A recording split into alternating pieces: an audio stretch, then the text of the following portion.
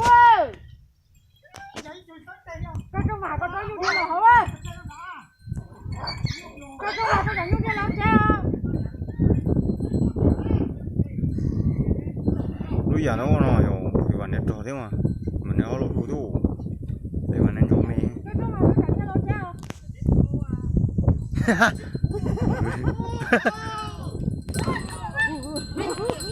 Ôi giờ mình nè chị ra mình nè chị mua rồi. Ô họ biết chế ô. Gì ở trong anh rồi chị ơi.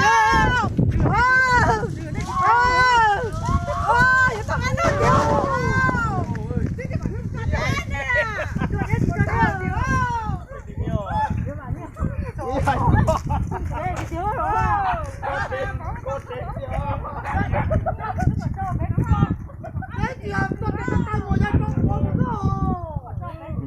Ô.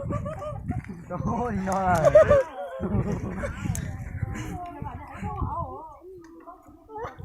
Nhưng mà nè chú to kêu rồi. Ta một giọt kìa. Đừng nghe. Đi nhìn cái gì tôi co theo. Này tốt ôm bố.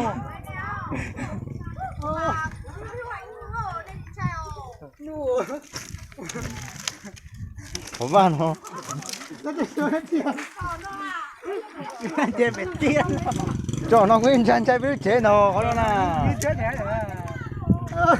Giờ là hoa sữa ra đây là sao á. Ta một giọt kìa rồi. Ừ. Nó chỉ rất to.